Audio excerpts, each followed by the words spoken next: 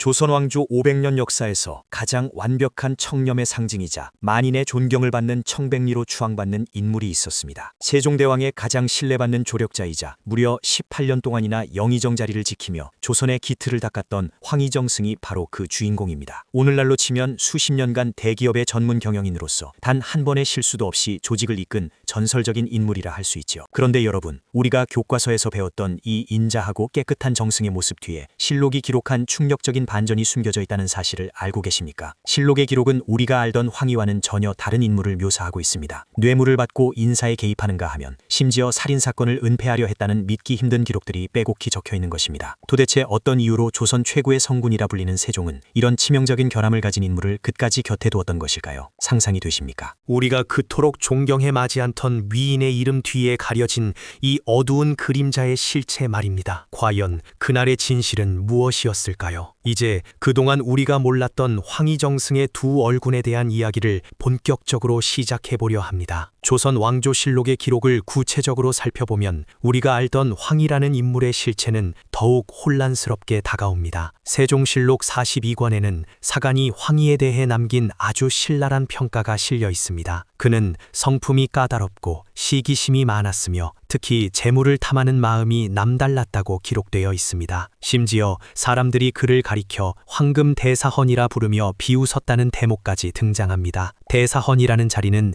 오늘날의 검찰총장과 같이 공직자의 비리를 감시하는 막중한 자리인데 그런 인물이 뇌물을 좋아해 황금이라는 별명이 붙었다는 사실은 그 자체로 거대한 모순이 아닐 수 없습니다. 실제로 황희는 여러 차례 뇌물 수수 의혹에 휘말렸습니다. 가장 유명한 일화 중 하나는 그가 금으로 만든 소를 뇌물로 받았다는 이야기입니다. 청탁을 하러 온 사람이 황희의 집마당에 금소를 묻어두고 갔는데 황희가 이를 묵인하고 청탁을 들어주었다는 기록이 전해집니다. 또한 그는 남의 토지를 강제로 빼앗거나 노비를 불법적으로 취득했다는 혐의로 여러 번 탄핵의 대상이 되기도 했습니다. 우리가 흔히 알고 있는 다 떨어진 옷을 입고 비가 새는 초가집에서 살았다는 청백리의 모습과는 너무나도 거리가 먼 모습입니다. 하지만 이보다 더 충격적인 사건은 따로 있었습니다. 바로 황희의 사위인 서달이 저지른 살인사건을 은폐하려 했던 시도입니다. 세종 14년 황희의 사위 서달은 지방으로 내려가던 중 아전이 자신에게 예의를 갖추지 않았다는 이유로 그를 무참히 매질하여 숨지게 만든 일이 있었습니다. 명백한 살인이었고 법대로라면 엄중한 처벌을 받아야 마땅한 상황이었습니다. 그런데 이때 영의정이었던 황희가 움직이기 시작합니다. 그는 자신의 지위를 이용해 이 사건을 덮으려 했습니다. 그는 당시 형조 판서였던 맹사성과 공모하여 수사 보고서를 조작하고 목격자들을 회유했습니다. 심지어 피해자의 가족에게 압력을 넣어 합의를 종용하기까지 했습니다. 상상이 되십니까? 조선 최고의 명제상으로 칭송받는 두 인물인 황희와 맹사성이 손을 잡고 살인사건의 진실을 은폐하려 했다는 사실 말입니다. 이것은 오늘날로 치면 국무총리와 법무부 장관이 공모하여 자녀의 살인죄를 무마하려 한 것과 다름없는 엄청난 사건이었습니다. 결국 이 사실이 조정에 알려지면서 황희는 영의정 자리에서 물러나게 됩니다. 당시 백성들 사이에서는 법이 만인에게 평등하지 않다는 탄식이 쏟아졌고 황희에 대한 여론은 최악으로 치달았습니다. 여기서 우리는 한 가지 의문을 가질 수밖에 없습니다. 이렇게 도덕적으로 치명적인 결함을 가진 인물이 어떻게 다시 권력의 정점으로 복귀할 수 있었느냐는 것입니다. 보통의 관리라면 이미 유배를 가거나 사약을 받아도 이상하지 않을 상황이었습니다. 그런데 세종대왕은 황희를 파직한 지 불과 몇 달 만에 다시 그를 불러들입니다. 그리고 그에게 다시 조선의 국정을 맡깁니다. 도대체 세종은 황희의 어떤 면을 보았기에 이런 비난을 감수하면서까지 그를 곁에 두려 했던 것일까요? 실록의 기록은 여기서 멈추지 않습니다. 황희의 비리는 개인적인 탐욕을 넘어 인사권 남용으로까지 이어졌습니다. 그는 자신의 친인척이나 지인들을 요직에 앉히기 위해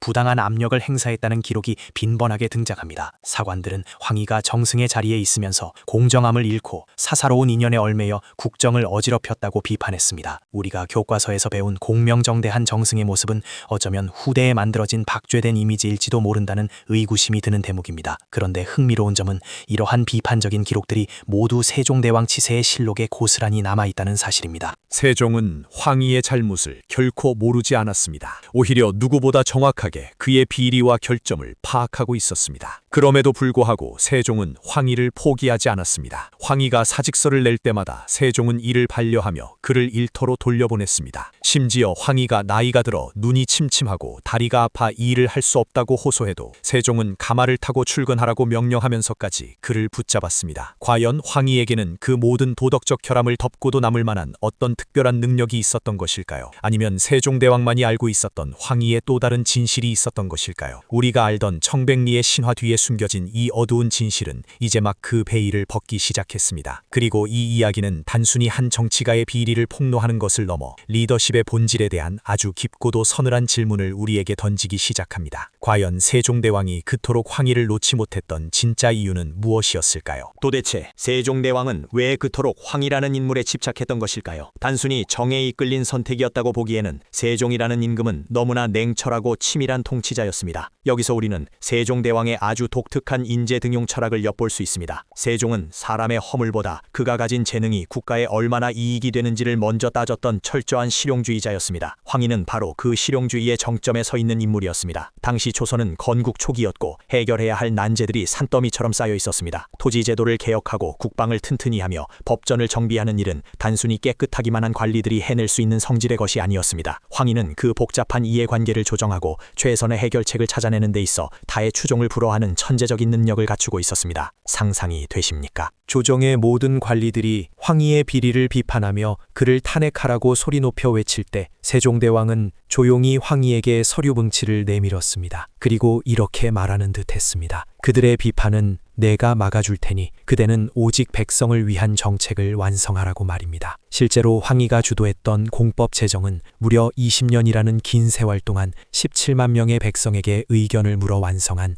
조선 역사상 가장 민주적이고 과학적인 세금 제도였습니다. 이 어마어마한 프로젝트를 이끌 수 있는 추진력과 인내심을 가진 사람은 당시 조정에 오직 황희뿐이었습니다. 세종은 황희의 도덕적 혈함이라는 리스크를 안고서라도 그가 가진 국가 경영의 노하우를 포기할 수 없었던 것입니다. 하지만 여기서 한 가지 더 주목해야 할 사실이 있습니다. 세종이 황희를 곁에 둔 방식은 우리가 생각하는 일반적인 총애와는 사뭇 달랐습니다. 어쩌면 그것은 황희에게 있어 세상에서 가장 가혹한 형벌이었을지도 모릅니다. 황희는 나이가 들어 기력이 쇠하자 수차례 사직서를 제출했습니다. 제발 고향으로 내려가 편히 쉬게 해달라는 간절한 요청이었습니다. 하지만 세종의 대답은 언제나 단호했습니다. 사직서는 반려되었고 오히려 더 많은 업무가 그에게 맡겨졌습니다. 황희가 70세를 넘기고 80세에 접어들었을 때도 세종은 그를 놓아주지 않았습니다. 심지어 황희가 제대로 걷지도 못할 지경이 되자 세종은 궁궐 안에 그를 위한 전용 가마를 마련해주며 출근을 독려했습니다. 이것은 오늘날로 치면 은퇴를 간절히 원하는 노령의 전문 경영인에게 회사가 정년을 무시하고 계속해서 출근하라고 강요하는 것과 다름없었습니다. 이것은 진정으로 그를 아껴서였을까요? 아니면 그의 재능을 마지막 한 방울까지 짜내기 위한 지독한 집착이었을까요? 당시 사관들은 황희가 정승의 자리에 너무 오래 머물러 후진들의 길을 막고 있다고 비방하기도 했습니다. 하지만 세종의 눈에는 황희를 대체할 수 있는 인물이 보이지 않았던 것입니다. 황희는 세종의 치세 내내 국가의 크고 작은 모든 일에 관여했습니다. 북방의 사군 육진 개척부터 예약의 정비, 그리고 가뭄과 홍수 같은 재난 구제에 이르기까지 그의 손길이 닿지 않은 곳이 없었습니다. 그는 세종의 머리이자 손발이었으며 때로는 세종의 방패가 되어 대신들의 공격을 온멍으로 막아냈습니다. 그런데 여기서 우리는 아주 묘한 지점을 발견하게 됩니다. 실록에 기록된 황희의 추악한 비리들과 그가 이룩한 위대한 업적들이 같은 시간선상에서 공존하고 있다는 사실입니다. 뇌물을 받았다는 기록 바로 옆에 백성들을 굶주림에서 구했다는 기록이 적혀 있고 사위의 살인 사건을 은폐하려 했다는 기록 뒤에 국가의 기틀을 바로잡았다는 찬사가 이어집니다. 도대체 한 인간 안에 어떻게 이토록 극단적인 두 모습이 함께 담길 수 있었던 것일까요? 우리가 흔히 아는 청백리의 전설은 어쩌면 세종대왕이 황희라는 유능한 인재를 지키기 위해 의도적으로 만들어낸 고도의 이미지 메이킹이었을지도 모른다는 의구심이 드는 대목입니다. 더욱 흥미로운 것은 황희를 향한 사헌부와 사간원 관리들의 태도였습니다. 그들은 황희의 비리가 터질 때마다 벌떼처럼 일어나 그를 공격했습니다. 황금 대사헌이라 비아냥대며 그의 탐욕을 성토했습니다. 하지만 하지만 정작 국가의 중대한 결정이 필요할 때는 모두가 황희의 입만 바라보았습니다. 황희가 없으면 국정이 마비될 정도였으니 그를 미워하면서도 의지할 수밖에 없는 기묘한 상황이 반복되었던 것입니다. 이것은 오늘날 우리 사회에서도 흔히 볼 수 있는 유능하지만 도덕적으로 결함이 있는 지도자에 대한 딜레마와도 닮아 있습니다. 여러분은 만약 국가의 운명을 책임질 사람을 뽑는다면 도덕적이지만 무능한 사람과 부도덕적이지만 유능한 사람 중 누구를 선택하시겠습니까? 세종대왕은 이 딜레마를 정면으로 돌파했습니다. 그는 황희의 도덕적 결함을 덮어주는 대신 그 결함보다 훨씬 더 큰 가치를 국가와 백성에게 돌려주라고 명령한 셈입니다. 황희 역시 자신의 허물을 알고 있었기에 세종의 무리한 요구에도 묵묵히 일개미처럼 일하며 속죄하려 했던 것은 아닐까요? 하지만 그 과정에서 황희가 느꼈을 심리적 압박과 고통은 상상을 초월하는 것이었습니다. 만인의 존경을 받는 정승이면서 동시에 만인의 비난을 받는 죄인이라는 이중적인 삶은 그를 서서히 갉아먹고 있었습니다. 실록의 행간에는 황희가 겪었을 그 지독한 고독과 번민의 흔적들이 곳곳에 숨겨져 있습니다. 과연 황희는 자신의 삶을 어떻게 평가했을까요? 자신이 받은 금소와 자신이 은폐하려 했던 진실들이 훗날 역사의 기록에 남을 것을 그는 알고 있었을까요? 그리고 세종대왕은 왜 그토록 잔인할 정도로 황희를 일터로 내몰았던 것일까요? 이제 이야기는 황희정승의 삶에서 가장 결정적인 순간이자 그의 진면목이 드러나는 마지막 장면으로 향합니다. 그곳에는 우리가 미처 예상하지 못했던 또 다른 반전과 함께 세종대왕이 황희를 끝까지 곁에 두어야만 했던 진짜 이유가 기다리고 있었습니다. 과연 그 마지막 진실은 무엇이었을까요? 세종대왕이 황희를 끝까지 곁에 두었던 진짜 이유는 단순히 그의 능력이 아까워서만은 아니었습니다. 그것은 일종의 거대한 거래이자 가장 잔인하고도 숭고한 통치술의 결정체였습니다. 세종은 황희의 치명적인 약점인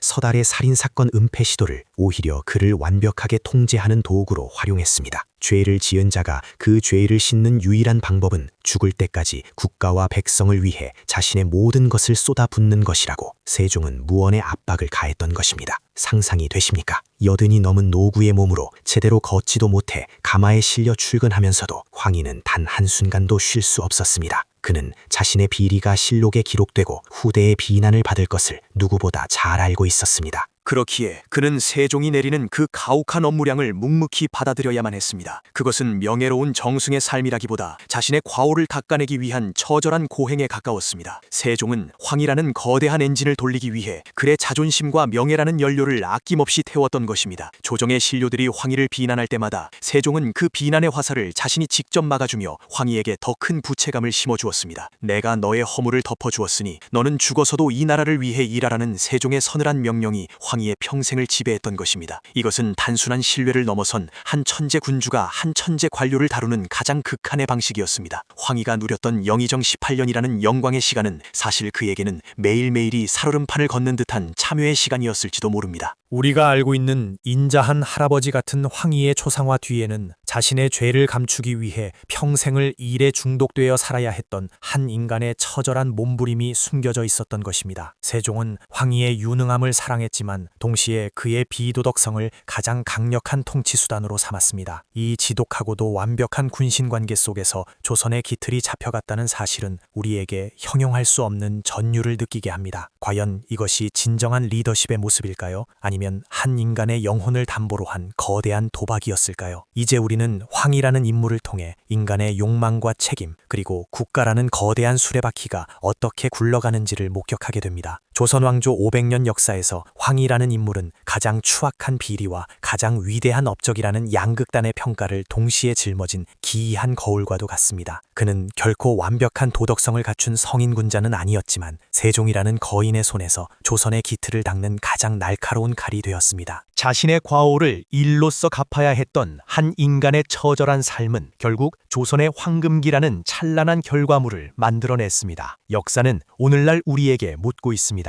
진정한 리더십이란 허물 없는 완벽한 사람을 찾는 것일까요? 아니면 그 허물조차 국가의 동력으로 바꾸는 치밀한 지혜일까요? 뇌물을 받았던 탐관오리 황희와 백성을 진심으로 아꼈던 명재상 황희 중 여러분은 어떤 얼굴을 진짜라고 믿고 싶으십니까? 도덕적 혈함과 압도적 능력 사이에서 여러분이 세종이었다면 과연 어떤 선택을 하셨을까요? 오늘 이야기가 여러분의 삶과 가치관에 깊은 여운과 성찰의 시간이 되었기를 바랍니다. 오늘 이야기가 마음에 드셨다면 구독과 좋아요도 꾹 눌러주세요. 긴 시간 시청해주셔서 감사합니다.